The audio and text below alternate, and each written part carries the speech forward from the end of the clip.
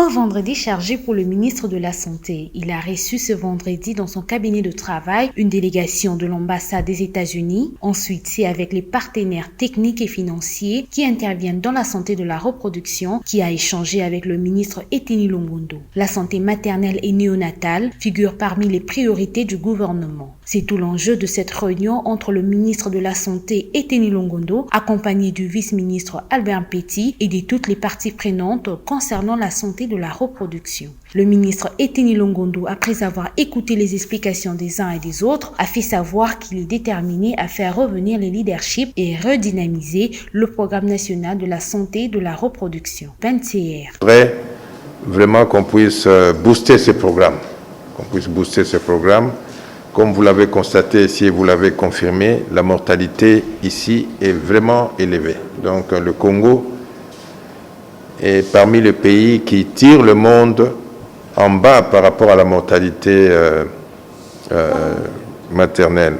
Pour leur part, les partenaires se disent satisfaits de l'initiative du ministre Eteni Longondo. Comme vous le dites, nous venons d'avoir une réunion technique avec son Excellence Monsieur le ministre de la Santé.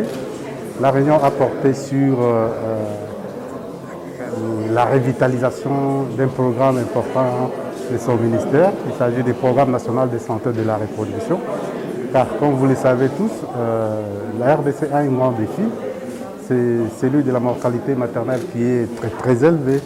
Et les programmes de santé de la reproduction est le bras droit du ministère pour pouvoir lutter contre la mortalité maternelle. Alors, l'Excellence a pris cette bonne initiative de réunir tous les partenaires qui interviennent dans ce domaine de santé de la reproduction pour voir dans quelle mesure on peut mettre ensemble les efforts et rendre ce programme très efficace de manière à ce qu'on puisse inverser les taux de mortalité maternelle qui est très élevé en RDC. Bien avant cette réunion, le numéro 1 de la santé a reçu le conseiller politique de l'ambassade des États-Unis, James Hogan, et le directeur du Centre américain du contrôle des maladies, Peter Funjugo, au centre des échanges, la COVID-19 et la maladie à virus Ebola.